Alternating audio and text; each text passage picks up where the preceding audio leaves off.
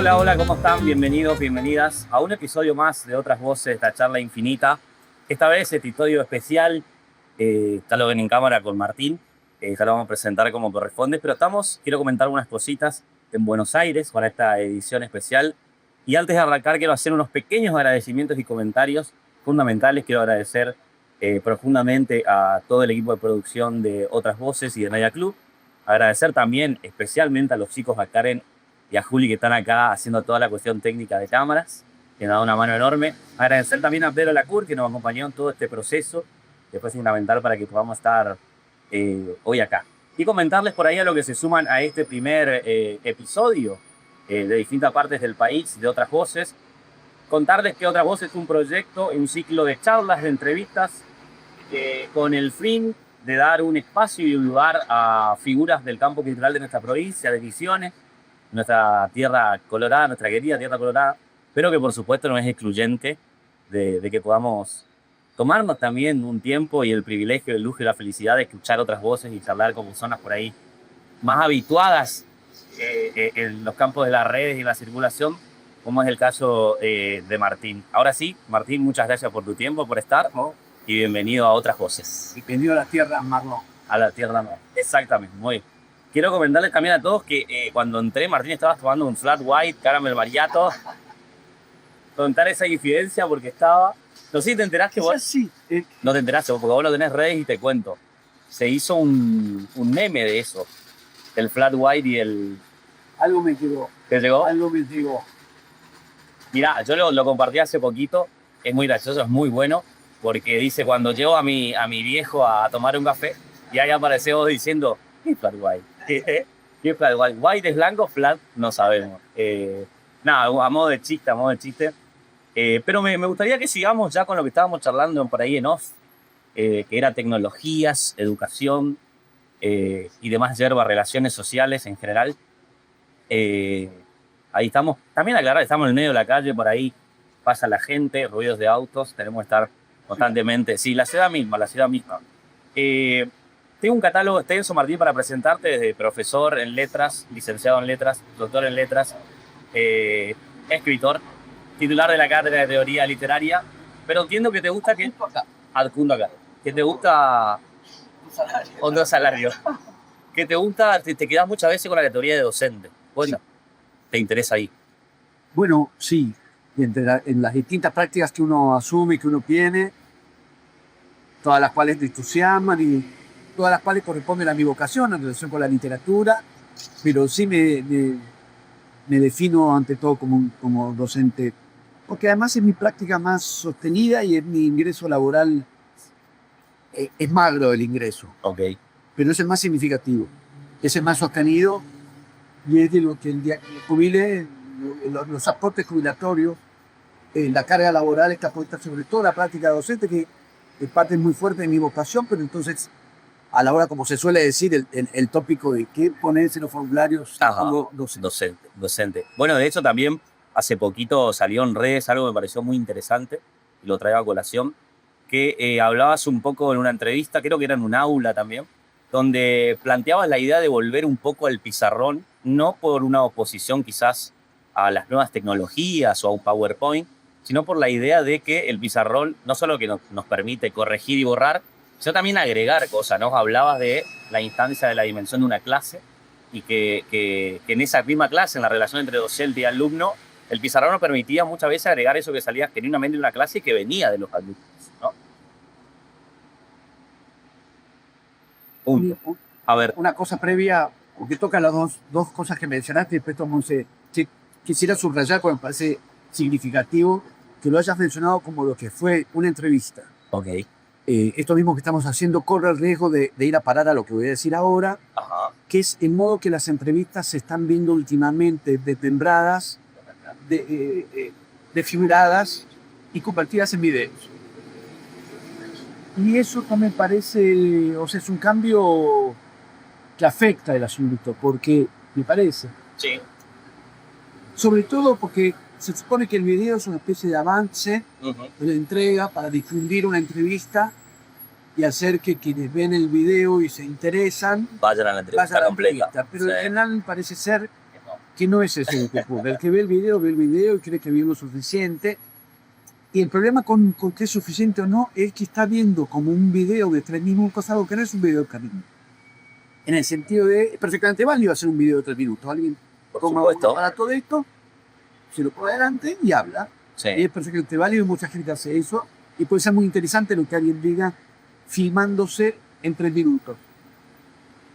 Pero asistir a algo que alguien dijo como parte de una entrevista, como si fuese un monólogo de 3 minutos, ahí sí yo la veo problema. Perfecto. Porque el formato estás viendo primero el fragmento de algo más extenso. Por lo tanto, no puedes sacar conclusiones más que asumiendo que estás viendo un fragmento de algo más extenso.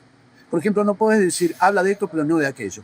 Porque no sabes de lo que no hablan. Exactamente. Porque estás viendo 3 minutos de 30 o de 40. Y hasta a veces de más. Y a veces de más. Y además estás viendo como toma de palabra e iniciativa de pronunciamiento de algo que en realidad es respuesta a una pregunta. Muchas gracias. Mate no. No, mate. Ya los hábitos compartidos no tengo. Sin duda es un defecto.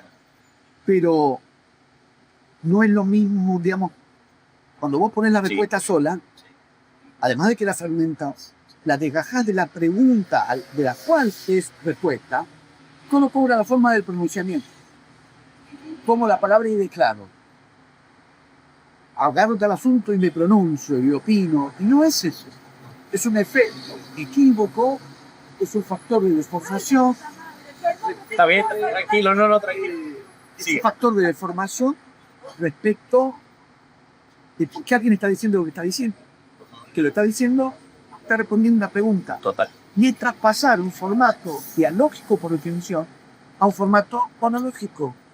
Entonces vos le quitas la instancia de diálogo donde alguien dice algo que se lo preguntaron y no está pensando en relación a la pregunta. Total. Que alguien que se pone, que está también válido, pero es distinto. No es una conferencia. No es una conferencia, no es una declaración, no es alguien que toma la palabra para opinar sobre esto o aquello, es alguien que, como estamos haciendo ahora, viene una entrevista, no muy gustoso la digo, sí, hagamos la entrevista, y es un diálogo. Entonces sí, hay algo. ¿Ves un tema ahí? Y además agrego, estoy totalmente de acuerdo, y agrego a que no solo que se elimina la pregunta, que el que lo ve, el espectador que lo ve no tiene la pregunta a la cual es respondida, sino también que se elimina todo lo previo y todo lo posterior, lo cual el sentido mismo de esa respuesta también varía. Exactamente. Si esa respuesta es parte del transcurrir de un diálogo que está quedando delicado. Sí, queda bien. Entonces, uno puede ver fragmentos, yo veo fragmentos de muchas cosas, Sí. pero me parece necesario asumir que no está viendo un fragmento mío. Mis ejemplos son futbolísticos, me temo que a menudo. Entra boca, escena inevitablemente. Eso seguro, pero lo digo, cualquier partido. Cualquier partido. Uno sabe cuando está viendo el partido entero y cuando está viendo un resumen, y hay partidos que no te son de los que solo querés ver con resumen. No te interesa tanto para verlo, 90 minutos más el tiempo que lleva el bar. Sí. Quieres ver con un resumen te es suficiente. Ahora, si a partir del resumen vos dijeras, este partido fue muy intenso, O sea, estamos en un problema. estamos en un problema, no es intenso. No fue intenso. Pago está viendo 20 minutos, fueron 100. Y está viendo el comparto de los 20 minutos de lo que pasó algo, una jugada de gol, etc. Si vos sacás la conclusión de que el partido fue muy intenso, hay un factor de deformación que tiene que ver con que no asumís que está viendo un fragmento y no el todo. Es perfectamente válido que alguien diga, yo no quiero ver todo, me basta con el fragmento, pero sí asumir que es un fragmento, porque si no, un factor de distorsión es fuerte. Es muy fuerte. Es bastante insistente en lo. Claro, es la conciencia que tiene que tener uno como espectador de que está viendo un fragmento y no la totalidad. Y una respuesta y no una declaración por iniciativa unipersonal. Lo he citado ya, pero porque es un ejemplo que a mí mismo me sirvió. Conde.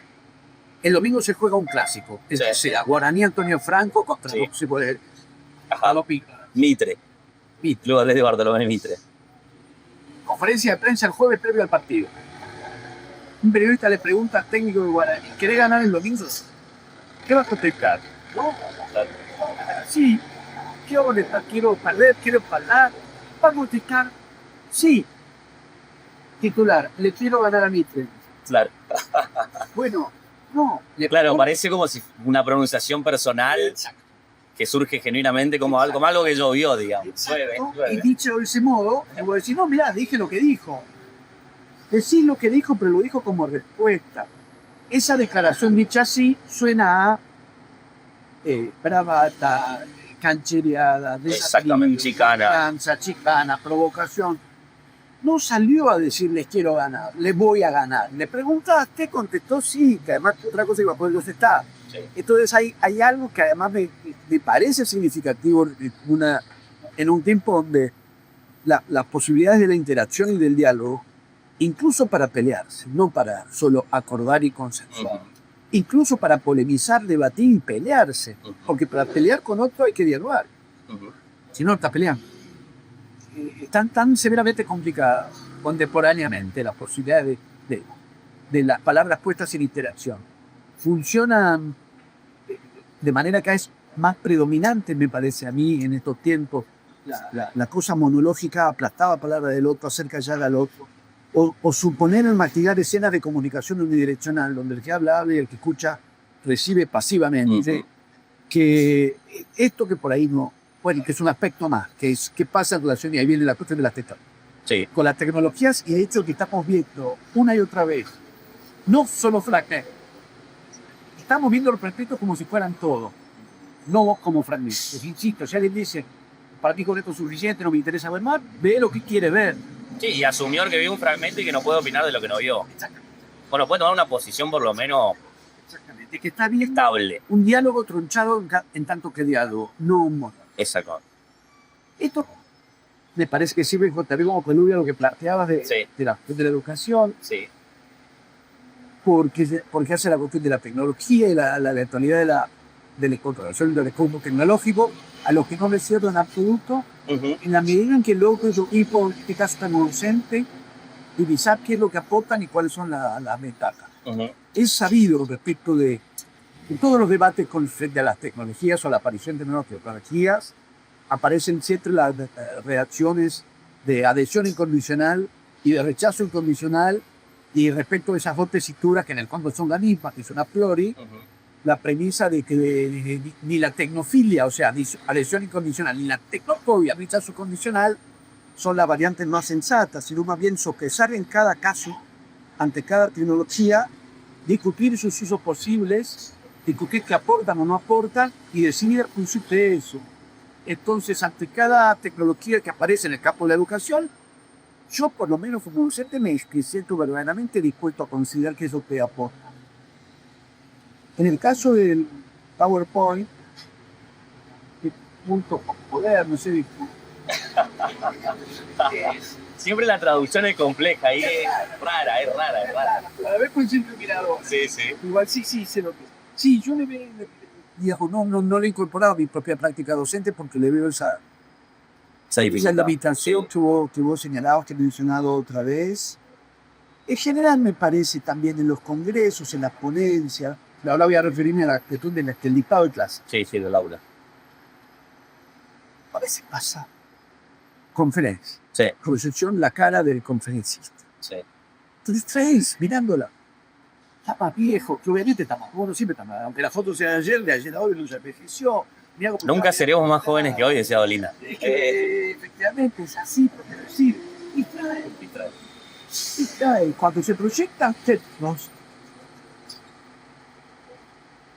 o los textos corresponden exactamente a lo que se está diciendo, datos redundantes, no difieren.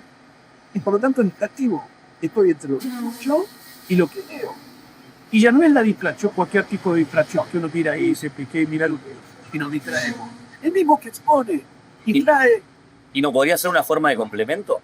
Puede, habría que ver cómo, me interesa ver cómo, porque hasta ahora las que yo noté y con las que me topé, tienden a ser retroactivas, a veces sí, por ahí proyección de cuadros sí, complementa. Eso tampoco es PowerPoint, porque ese programa de Berkovich y Berkovich. Sí. La gráfica. Y gira y explica. Exactamente. Claro, ahí sí, absolutamente sí. La proyección de la cara del que está hablando no le encuentro mucho sentido. O hacerse una ponencia sobre dónde pasó Oliverio Tirón. Ajá. O si Borges, si tenés. Sí. Sábato, Tirón no lo tenés tan... No tan claro. ¿Viste? No lo ha leído y todo. Entonces, mira, claro, ese Girón. Claro, ahí estaba. Y para cuando terminaba de decir, claro, mira cómo era, parecía más grande, mira, de esa época la cosa parecía más vieja de lo que era, porque tenía. Y aquí donde me lo hubiera imaginado más alto, para cuando ustedes iban de minuto de ponencia, no te acordabas. Te puedes colgar igual, uno se puede colgar consigo mismo. Pero conviene no sumar elementos de distracción. En el caso del dictado de clases, él no da clase. El reemplazo del pizarrón por el PowerPoint que efectivamente plantea para mí un problema, que es ¿para qué usa uno el pizarrón como docente? ¿Para qué usa uno el PowerPoint como docente? Porque va armando ahí un esquema de los conceptos o datos fundamentales de la exposición. Estoy subrayado con nombres, fichas o subrayas conceptos. Pues voy a decir, no, la teoría de la conciencia respecto de conciencia, sujeto, de falsa conciencia. Va subrayando, usas el pizarrón para subrayar conceptos principales. Y el PowerPoint lo puedes usar igual, efectivamente. Es un esquema que diga sujeto, conciencia. Como una clase es un género biológico y no monológico. Por caso también es biológico, incluso en los casos de los estudiantes que no toman la palabra. Cuando pueden no tomar la palabra de situación de interacción para un docente que toda clase con la cabeza agacha, ni mirando no sé dónde, que registra lo que... Sí, lo que está sucediendo. Y los efectos de lo que está haciendo. Exactamente, ahí ya hay interacción. Pero además, de hecho, los estudiantes pueden plantear ideas, aportes, comparaciones, traer a colación otras cuestiones, o plantear dudas, o decir no entiendo.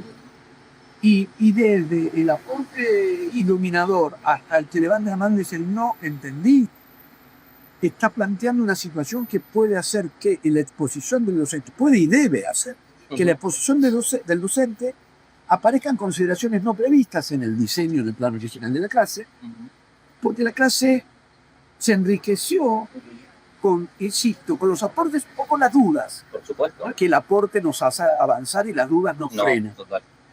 Volver sobre una cuestión, recapitularla, puede llevar, suele llevar, tiene que llevar a que cuestiones que en principio no estaban previstas vienen a colación y las incluís.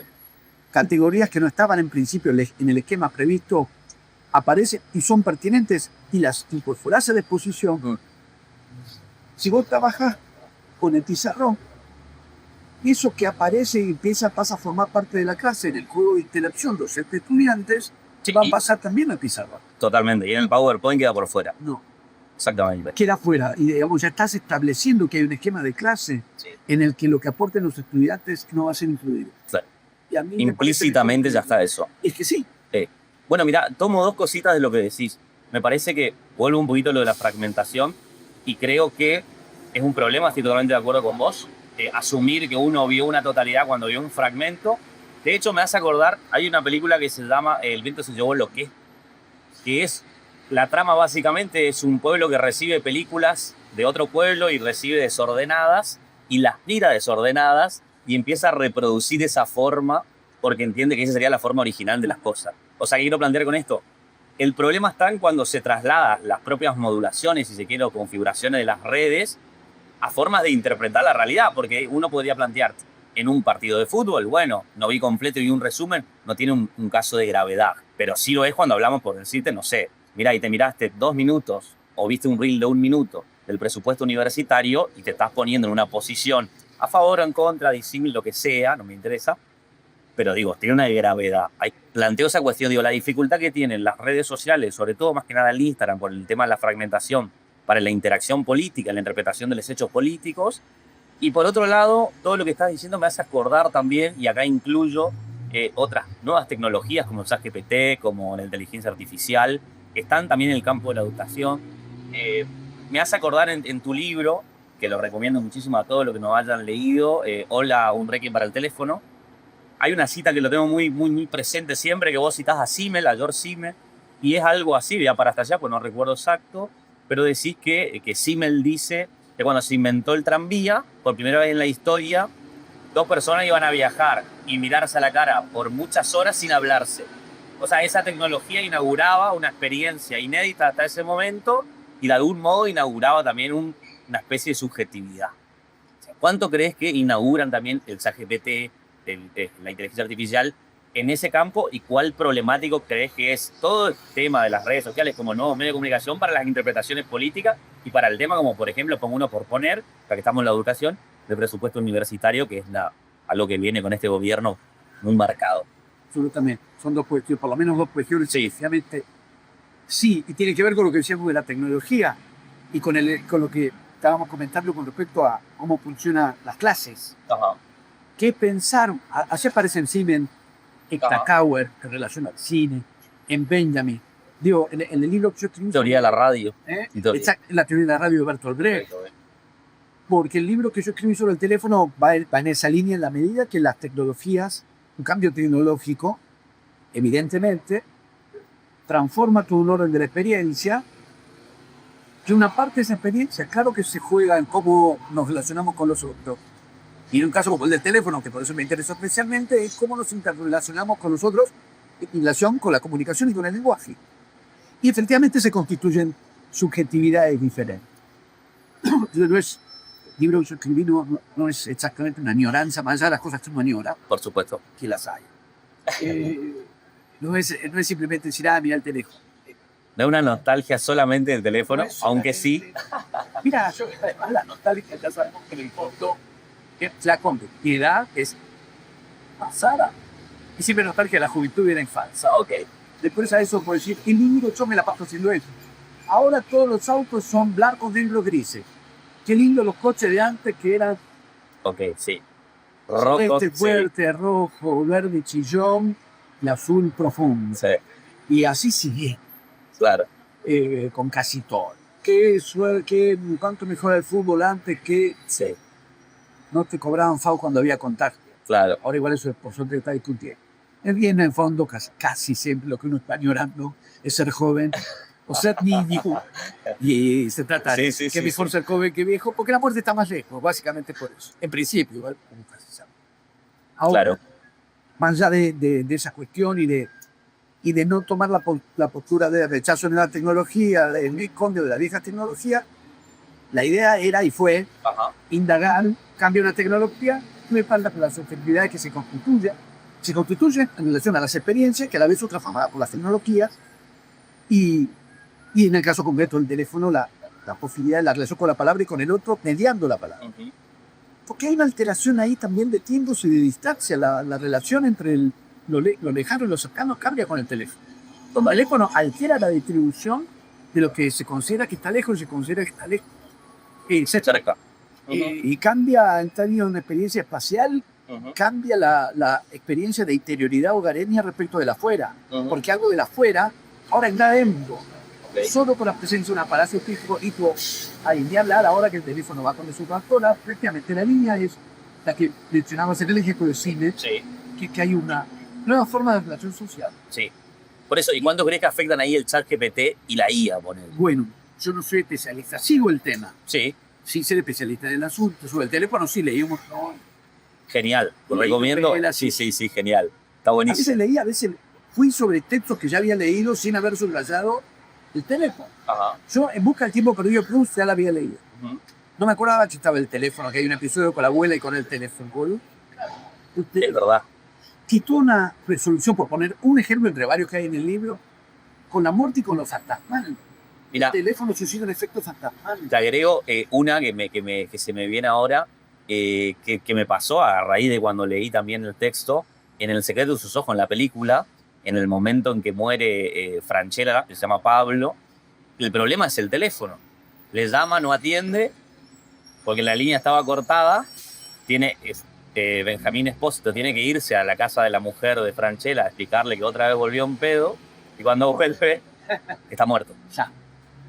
Es que es eso, cambia los tiempos, cámbialos. La experiencia de la espacialidad Sí, y los vínculos con los focos. sí, Y cosas como la ansiedad de espera. La ansiedad.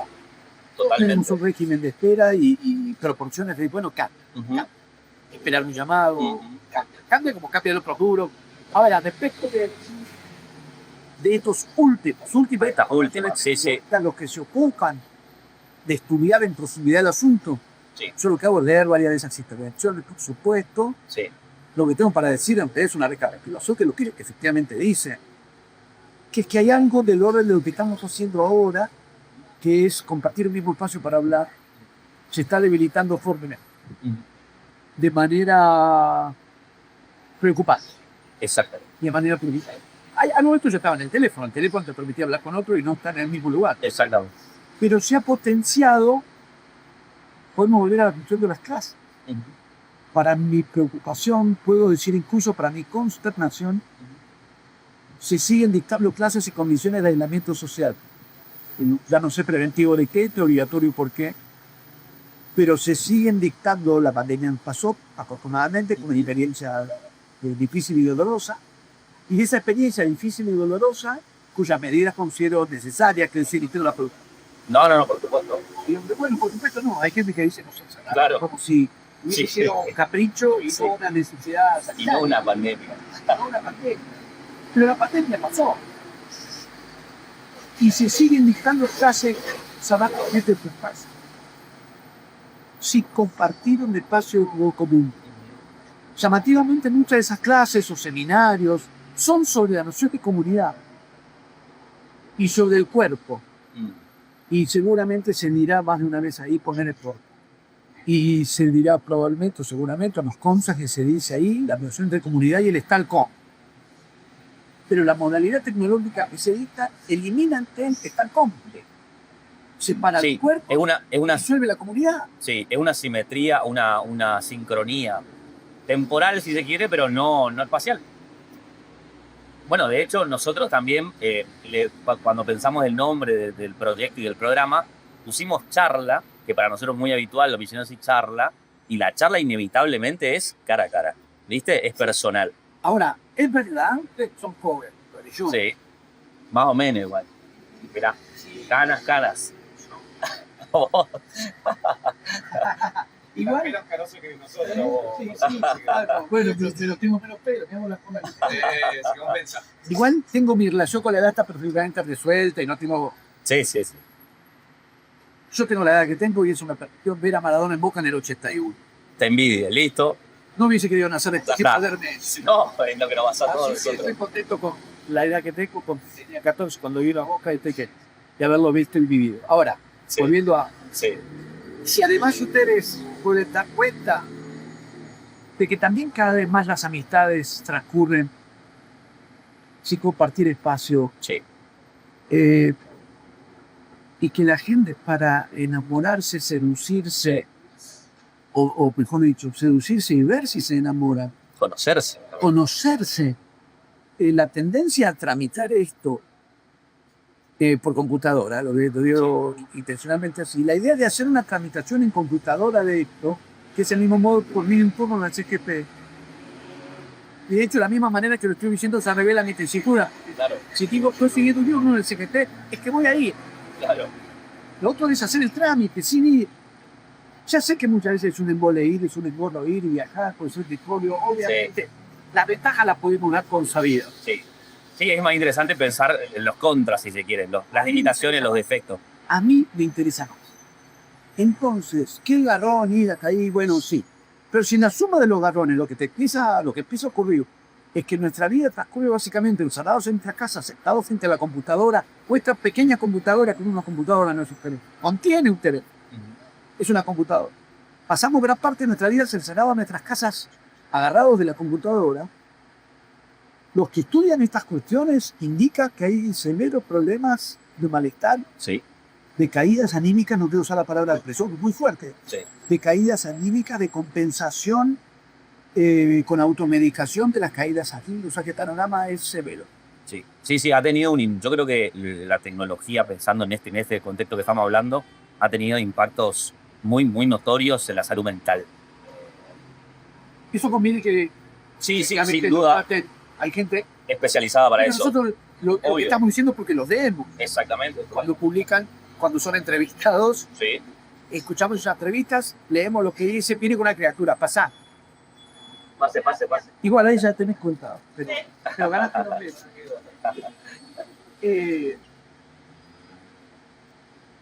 Sí. Me parece que efectivamente hay fuertes señales muy preocupantes que en realidad nos devuelven a lo mismo, que es entregarse al fervor tecnológico de por sí y rechazarlo de manera necia. Sí. Sopesar en cada caso Sí, que sí, que no. Que sí, que no, cuándo sí y cuándo no.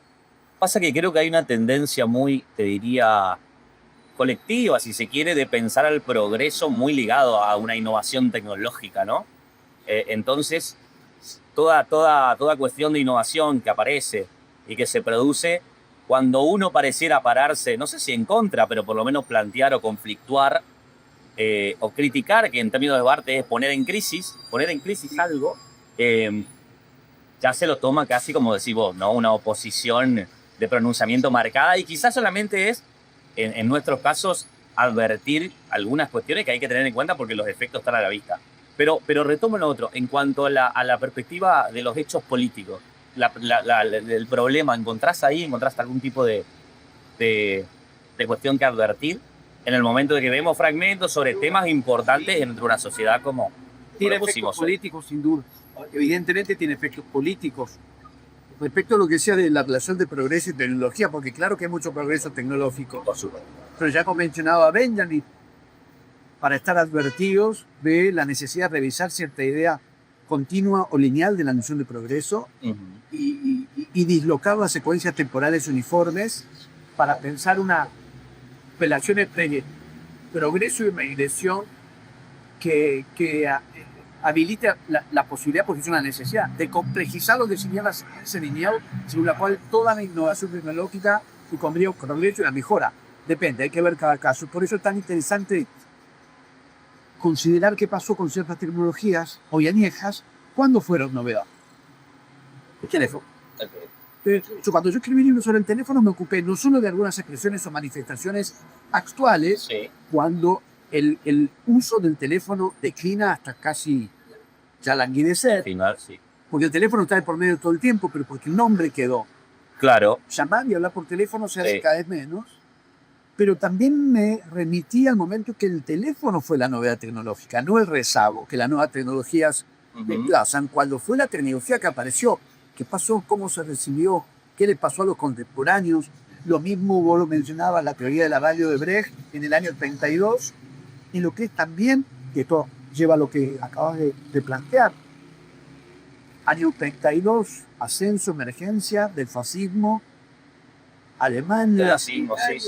y la utilización de la radio. Claro que la discusión fue política, Total. netamente política, ante la aparición de la radio. De hecho, fue un factor fundamental para el nazismo, la radio, digo, Fue, y al mismo tiempo, un medio de comunicación. la astucia crítica de Brecht es discutir el uso y no la tecnología como tal. Genial. Aparece el cine, Genial. Benjamin escribe sobre eso, aparece la radio, Benjamin escribe sobre eso, aparece el teléfono y Proust dice, y Benjamin en la infancia de Berlín también. Entonces, nos podemos admitir a lo que pasó en cada caso, el automóvil. Pilia tiene en escena de la novela argentina también un ejemplo que sumo. Pilia, es muy interesante en escena de la novela argentina, que habla de Will, de que cuando conoce el grabador, y también es interesante porque él plantea a Pilia esta cuestión de, en los momentos en que surgen las innovaciones tecnológicas, siempre lo que está en discusión es el uso mismo, de cómo se lo va a usar, digamos, qué utilidad se le va a dar, y cómo en el tiempo el uso para el cual se creó nunca termina siendo el que se finaliza y se utiliza. Es como una paradoja ahí, temporal, si se quiere. La novedad te atropella que no sabes cómo usarlo y después se establece. Obviamente, desde la disputa por los usos. Sí. Y tiene algo de paradójica porque en realidad es un proceso cargado de contradicciones.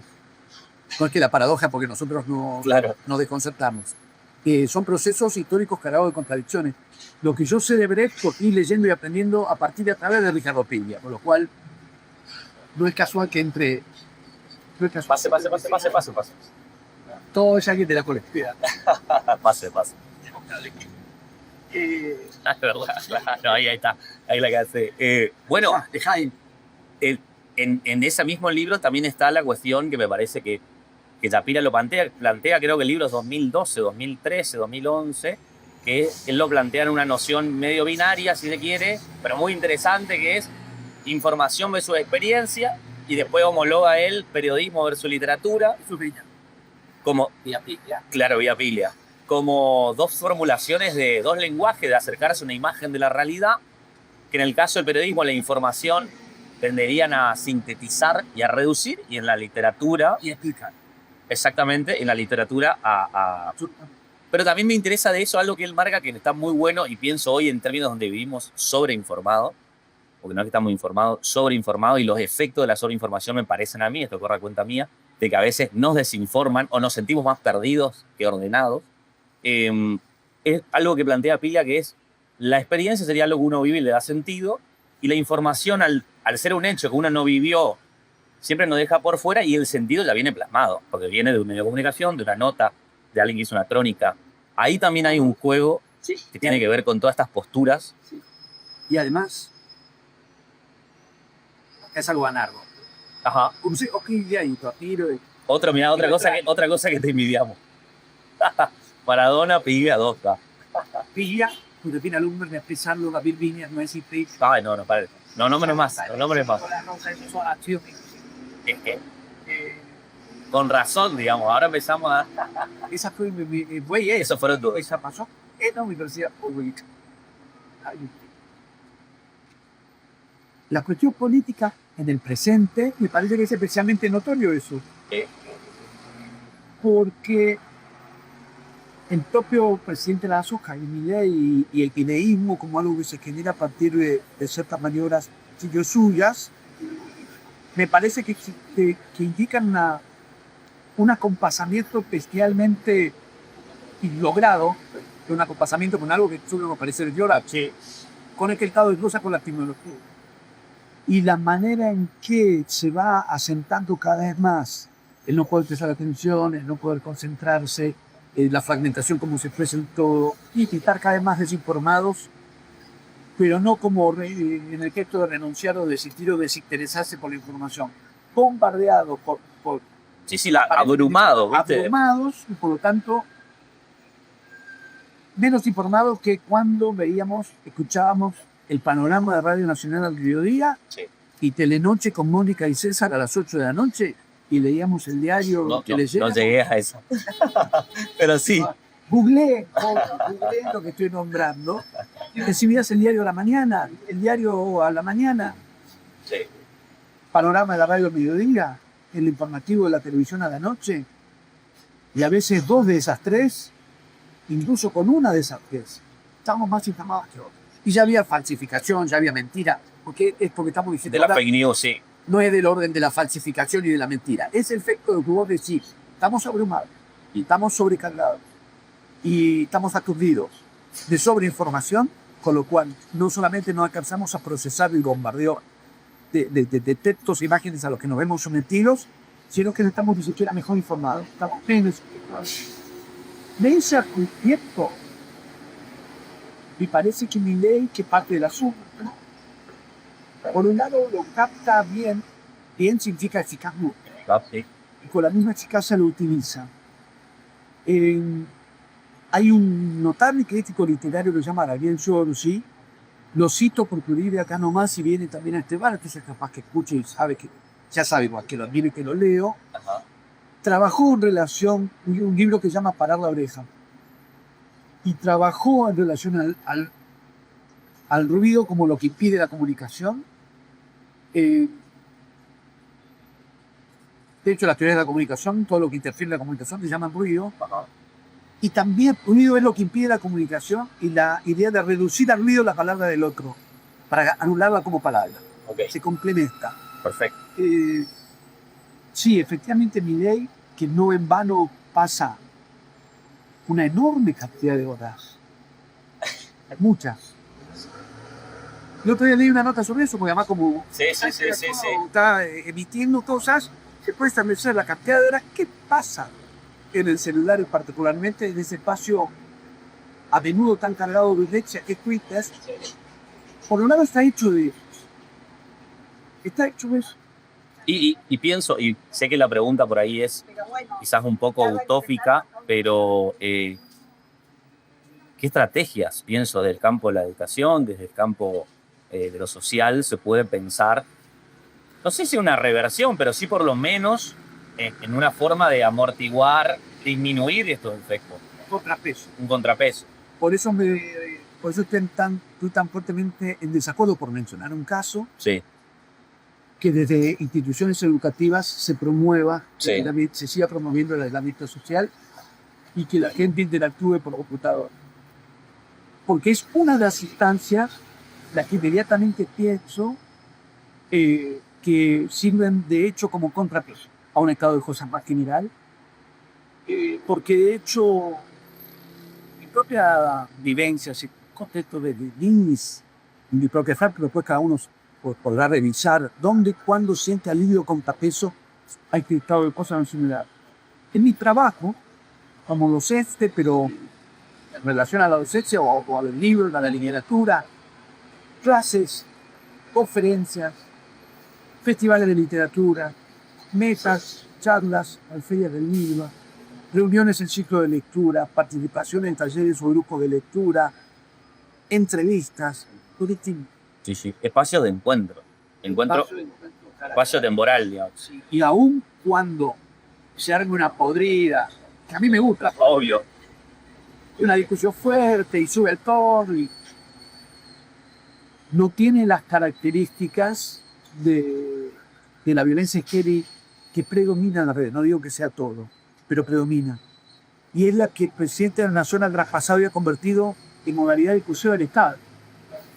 Esas prácticas discursivas, basadas en el pensamiento, en el dispensamiento, no lo digo desde un olimpo de presentación, No. que considero afectado por ese estado de cosas sin lugar. Busco contrapesos, pero son contrapesos algo en lo que me veo necesariamente involucrado. No ya la carga de virulencia de una disputa, la violencia que arrasa también con la disputa, no solo con los acuerdos, con las disputas.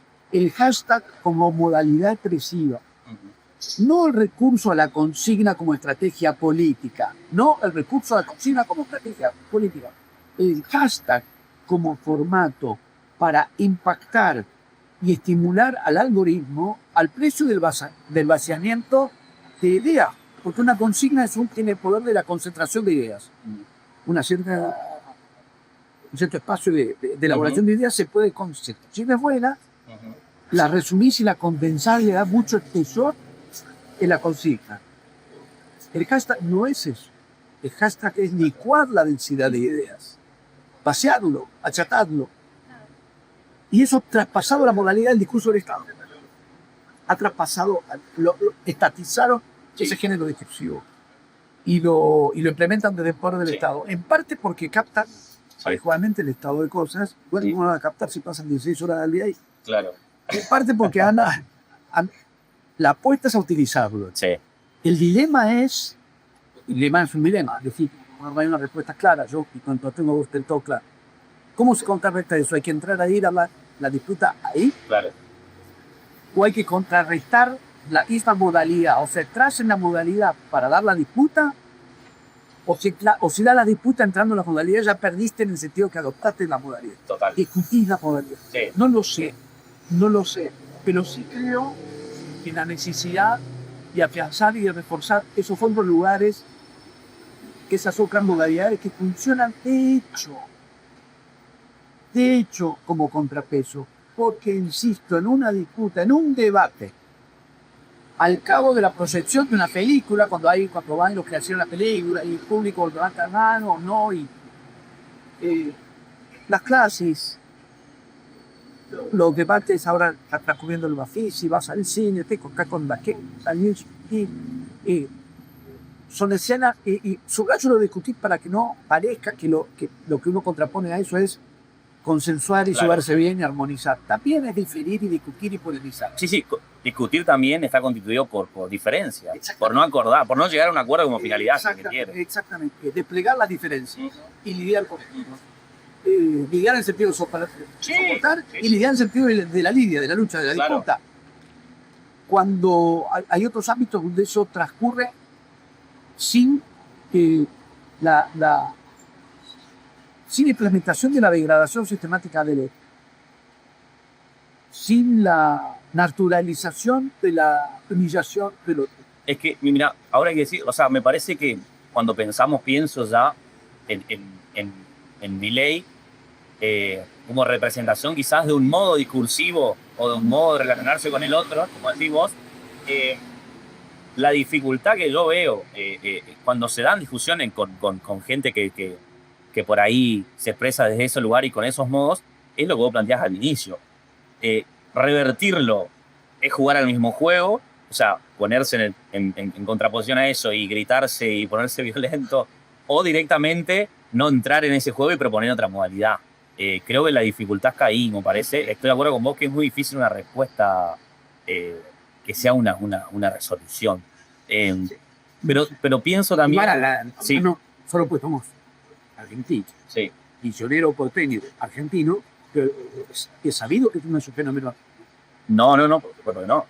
Porque la misma, todo esto no se resuelve de igual manera en todos lados, pero las transformaciones tecnológicas sí están en todos lados. Entonces hay que ver qué pasa y qué resolución política se da en cada caso, cada sociedad.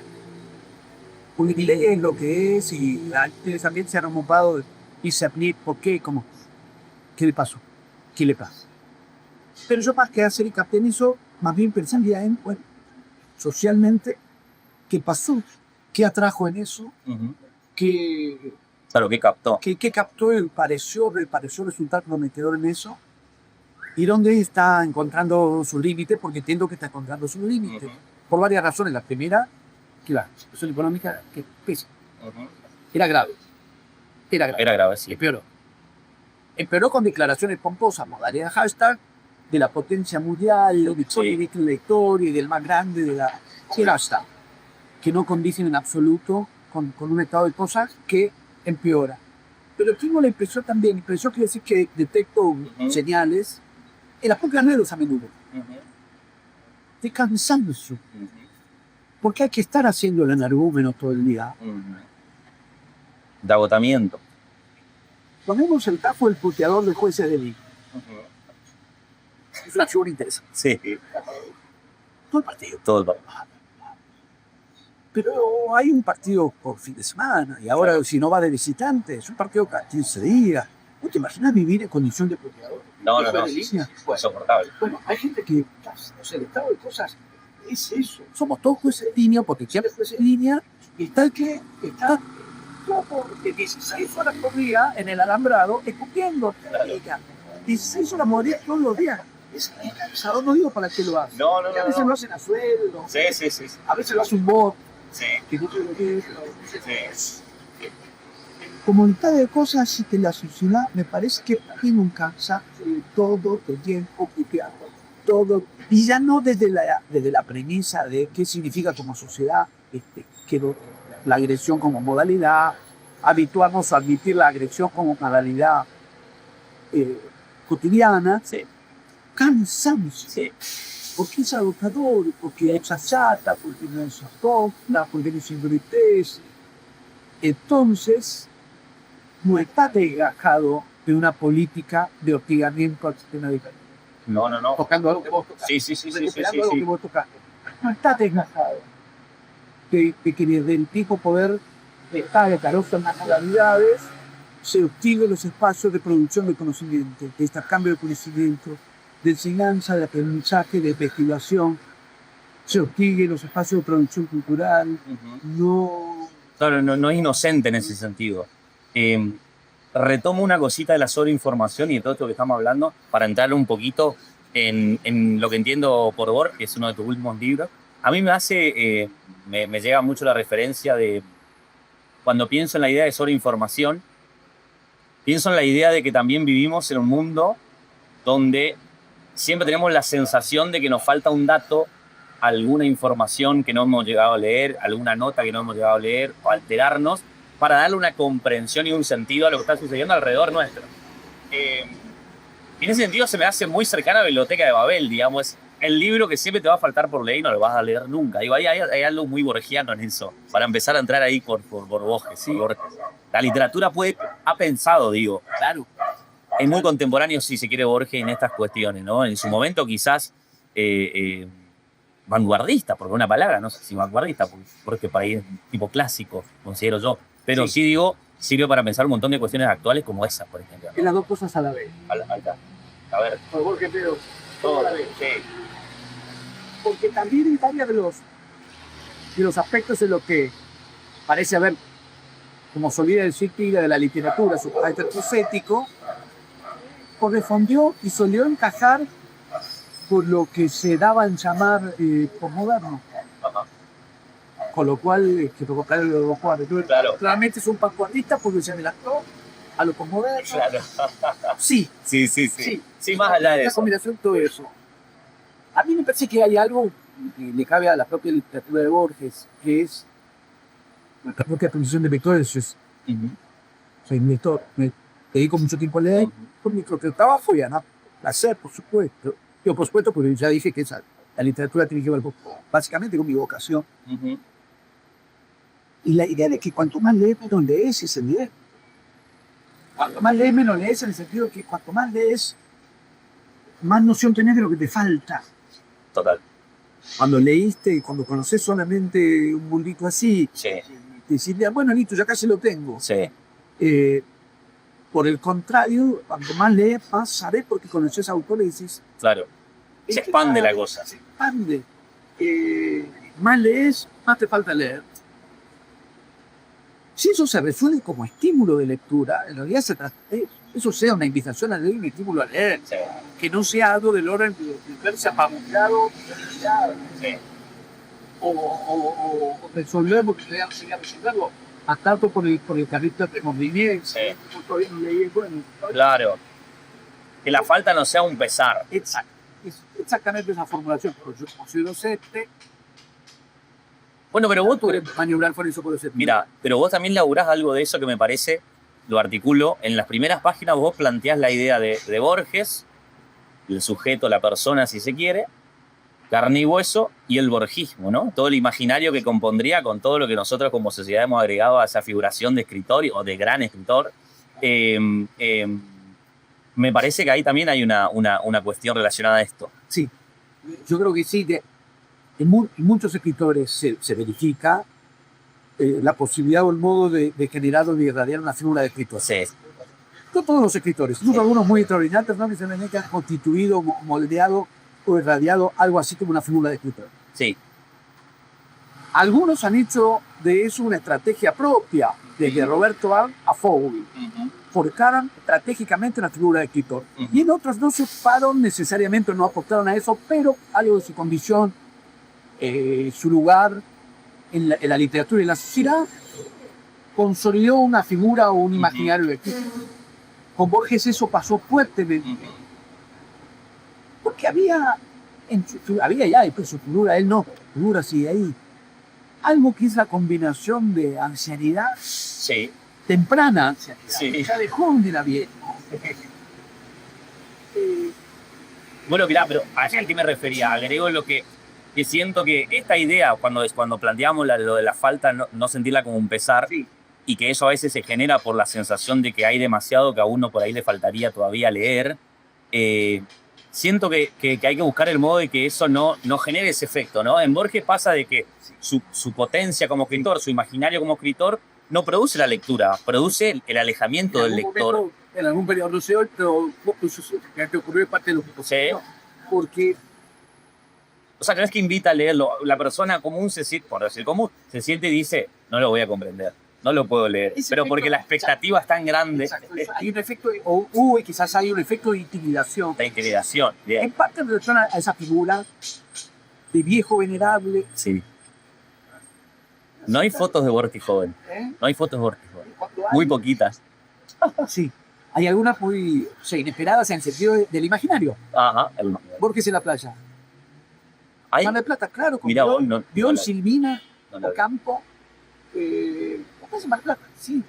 Bueno, de hecho, me hace acordar también a Filia. Siempre aparece Filia, pero es cuando él dice una frase, es muy difícil imaginar la vejez de Art, Claro. cómo imaginar la juventud de Macedonio. Creo que con Borges pasa lo mismo. Es algo así. Borges joven casi que para el consciente colectivo no está. Entonces, hay algo en relación al imaginario, Ujú. a un imaginario.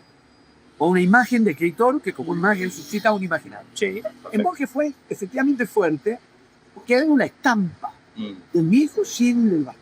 mm. Fuerte, icónicamente. Sabio, es sabio. Se le lector. atribuye sabiduría a la Sí. ciudad.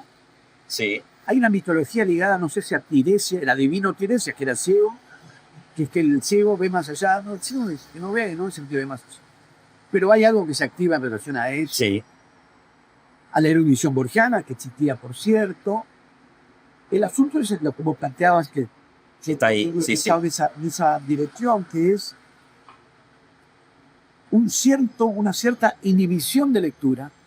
ahí está, excelente. No el que de parte del que se desinteresaba por Borges o lo desestimaba, lo cual es un error de Rafán, Sí, sino de quienes lo admiraban. O sea, no es una cuestión de admirar o no admirar, es una cuestión de ver perfecto, sí, cuál es la modulación específica de un régimen de admiración, incluso hay que decir de veneración, sí, que en lugar de ser estímulo para leer, terminaba siendo misofonio.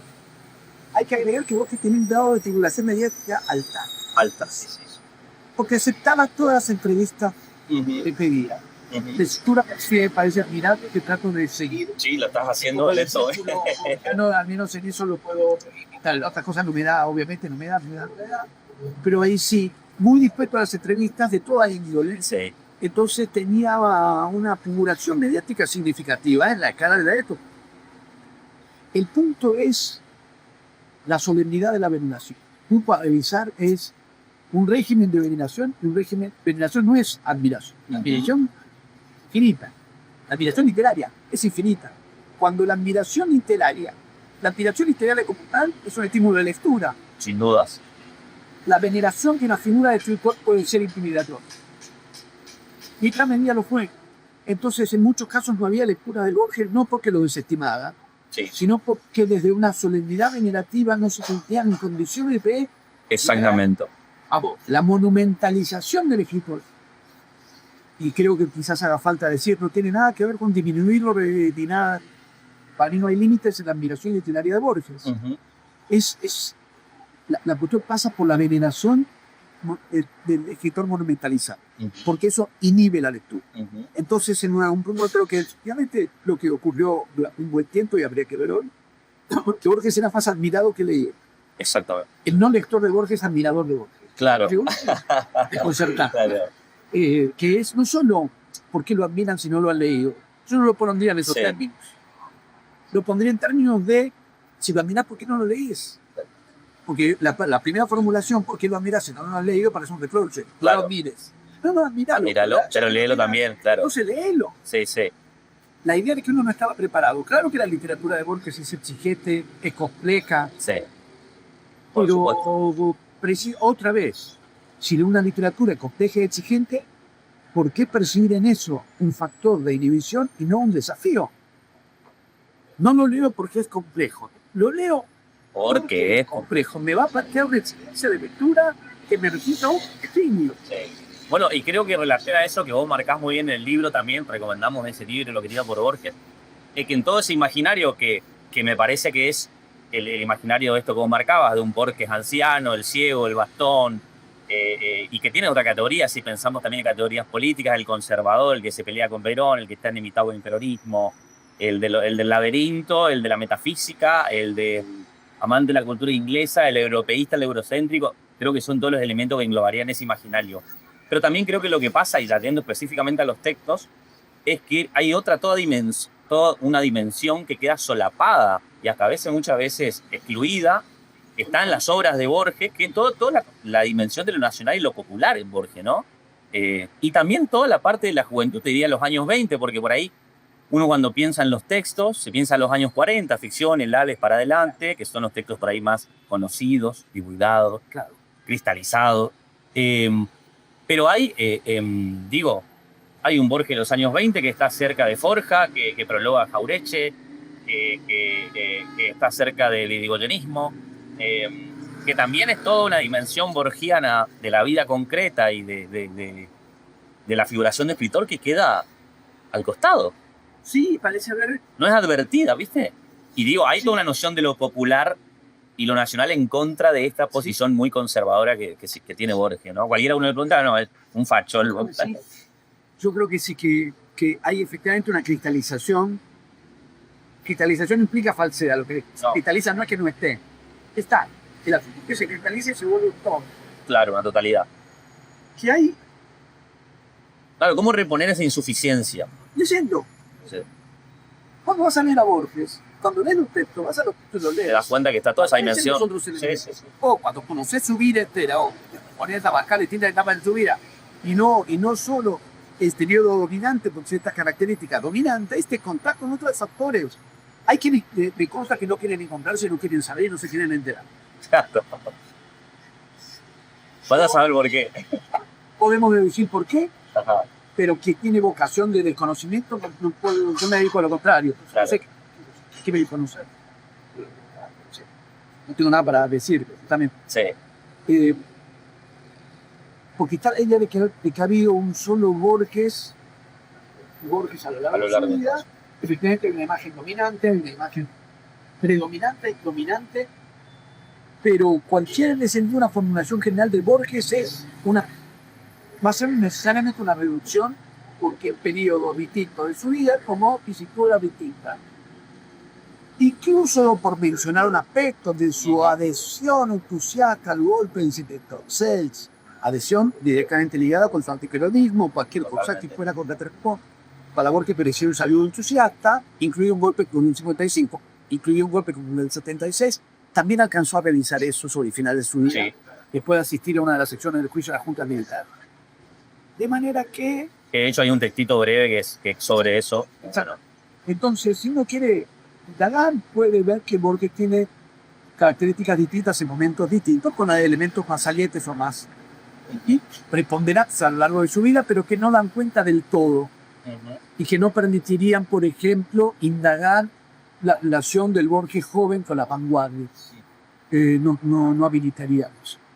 Respecto de Jean en sus propios textos, efectivamente, hay elementos ligados a un juego con la sofisticación de la alta cultura. Sí, Por supuesto, sí, sí. por supuesto que sí. Hay que hacer igual una salvedad como nota que Paquita, de que a menudo esos juegos son paródicos. No digo siempre, pero a menudo esos juegos son paródicos, es decir, que se computa como gesto de marca de alta cultura lo que sería puede ser parodias de eso. Pero lo hay, efectivamente, una dimensión filosófica, de erudición enciclopédica, eso está.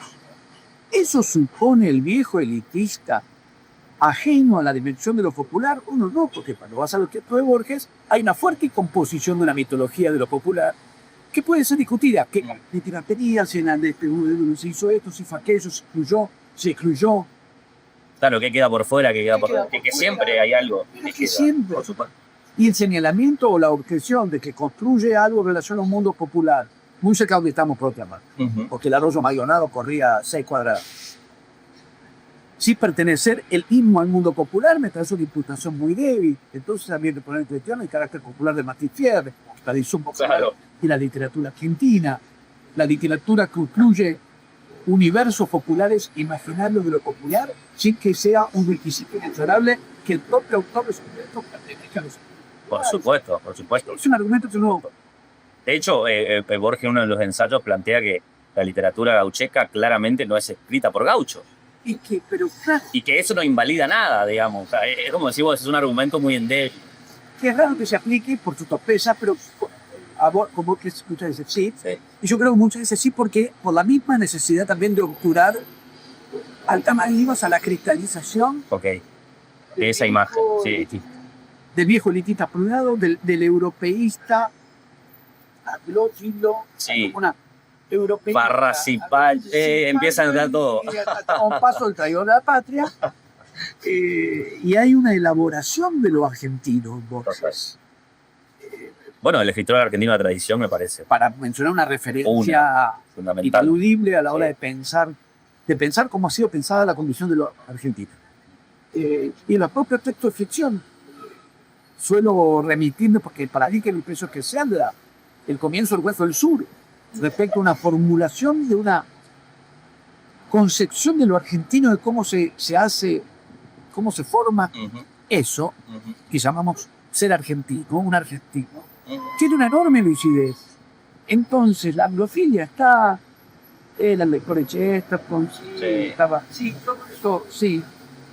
Nadie dice que no, pero si eso obtura la consideración, Sí, pero también lo era de José Hernández, también lo era de de Lugones, de Ascasube, de Hidalgo, Sí, un gran lector de la de Ricardo Rojas.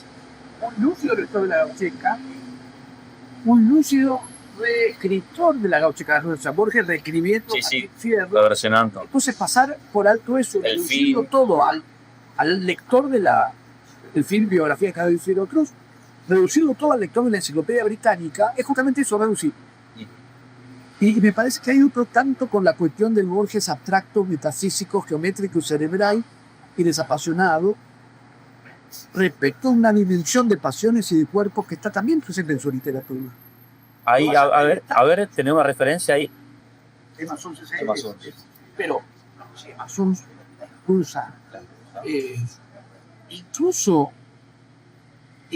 en el ADN la visión óptica del todo. Sí. También hay algo de cómo colocar el cuerpo para acceder a esa visión. Hay que acostarse. Hay que acostarse en el décimo, ¿no? Sí, hay una indicación corporal muy precisa y hay un momento donde el personaje sospecha que está en peligro. Que está en peligro. Bueno, y en La Intrusa hay el femicidio y en Emma Sons hay la violación. Sí, Te diría que Sí. que puede pensarse hasta también como cuento de género. a mí sí. Si consideramos que un encuentro de género es por lo que sexualiza Sí, y por lo que articula y no por la condición personal de quien escribió, sin duda. evidentemente. Sí. Y por ello, y bueno, el factor del cuerpo atravesado por una experiencia radical. Y en Digo- nombre de Aquina Rosada hay un cuerpo colocado en juego Ujú. y en un juego también botan los cuerpos maltrechos, eso de que no se pueden mover, de recabar. Entonces, claro que, iba a decir se puede hacer, pero no que se puede hacer. Ya está hecha. Fue una consideración, una dimensión de lo... de Bueno, lo en Funes se corporal. cae del caballo Claro, también. claro. Y a partir de que se cae, Su cuerpo inmovilizado. se- Y Emma Sons también empieza con esa queja en la cama. Y después va a poner su cuerpo en juego. que fue así. Entonces, Y que vos tomaste también al personaje del puerto y le diste una biografía. Sí, Una escribí un subjetividad. cuento hace unos años que se llama Eric Rex, Sí. que tiene que ver con imaginar o no imaginar.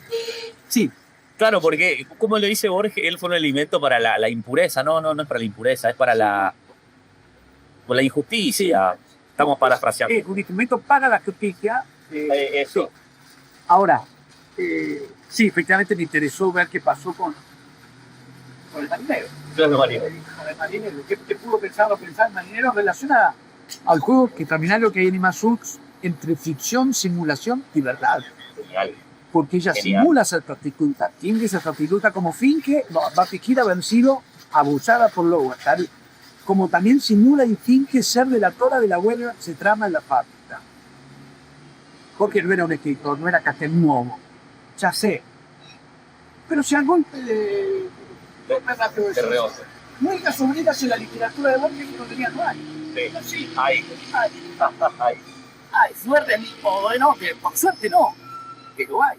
Bueno, de hecho, Rodolfo Walsh en una entrevista de un librito, si no me equivoco, de Editorial Mansalva, Sí, lo leí. plantea que hay pocas huelgas en nuestra ficción argentina. Sí. Y mirá dónde viene a aparecer. Él también, gran lector. Obviamente. Walsh de Borges. Con una sintonía inicial en el interés por los géneros populares y por la literatura inglesa, que desarma ciertos esquemas pertinentes pero insuficientes de pura contraposición. Aquello lo que se contrapusieron es evidente, no es que no haya que considerarlo, ni subrayarlo, ni darlo a colación, pero es evidente. Aquellas líneas que en algún momento, al menos en algún tramo, pudo suponer conexión y hasta afinidad, incluida su tesitura frente al golpe del 55, incluida sus tesituras respecto al golpe, o sea, también una zona de lo político. Sí. Sí, digo que uno está dispuesto a ampliar, estudiar, a leer, estudiar. Entonces, sí, el movimiento energético es en muchos casos maniobrar sobre este campo, ¿no? Y decir, bueno, ¿qué pasa con lo popular? Que también está. ¿Y qué pasa con lo argentino? Que también está. ¿Y qué pasa con los cuerpos y las violencias y las pasiones de los cuerpos? Que también está. Perfecto. Martín, tenemos una última pregunta para cerrar, si te parece, que hacemos a todos los invitados de Otras Voces. Es una pregunta en tanto compleja, abstracta, pero nos resulta muy interesante para pensar también otra época como representación de un montón de situaciones que nos pasan y que también estuvimos hablando, que es, ¿qué crees que está en tránsito de perderse y que si se pierde, esto puede ser desde una cosa material hasta un valor, hasta un ritual, hasta una disciplina, un oficio, lo que se te ocurra, el mundo sería un poco más pobre y que hay que retenerlo, no dejarlo que se vaya? Mira, no lo sé, no sé así, no sé. Puedo inmediatamente, pero retomando varias de las cosas que Sí. dijimos, hay algo con los espacios compartidos que es, digo, entre muchas referencias posibles, Bifo Berardi viene trabajando y pensando en esa relación. La idea de la comunidad que viene siendo pensada de distintas aristas, de distintos lados, la idea de la comunidad ligada a lo común y a lo compartido, la práctica cotidiana de pasos compartidos. Respecto de un ser que no dejan de existir, por supuesto, pero hay tendencias de época que dejan de existir, pero hay tendencias de época al repliegue, al encierro, por eso que antes estuvimos diciendo, y si efectivamente se está debilitando la experiencia cotidiana del estar con otros, me parece que sería una complicación. Y el estar con otros incluye el incómodo. Por supuesto. Muy lindo, puede ser un incómodo. Y el incómodo también es parte del asunto. O es parte del asunto. Aprender, voy a usar la misma palabra. A lidiar con lo que puede tener de incómodo respecto de una tendencia a la presurización de cada cual en su propio lugar como algo intrínsecamente ventajoso. Puede ser un icono de desplazarse de Buenos Aires a Ciudad Grande, si la punta Sí. te puede complicar, pero la idea de una ventaja intrínseca del poder hacerlo sin salir de tu casa tiene por lo menos un doble giro. Porque si eso se expande, se extiende ya en niveles de que no vas a necesitar salir de tu casa prácticamente para nada, me parece que ya está trayendo consecuencias ingratas. Ingratas además en el sentido de un padecimiento, no de alguna especie de criterio a priori de un deber ser a priori. Está produciendo padecimiento. Sí. Porque además después hay instancias del estar con otros para el compañerismo, para la amistad, para el amor, para la pertenencia a la comunidad, que si estás muy formado o ya muy instalado en la presurización del no contacto, se te vuelve amenazante, se te vuelve algo del orden del padecimiento. Así que sí, para mí, Muchas gracias, Martín, por estar, por tu tiempo. por favor. Y cerramos esta entrevista. Se fue un episodio más de Otras Voces, como siempre cerrando, porque es el mejor modo, se ve de otro lado las cosas. ¿No les parece?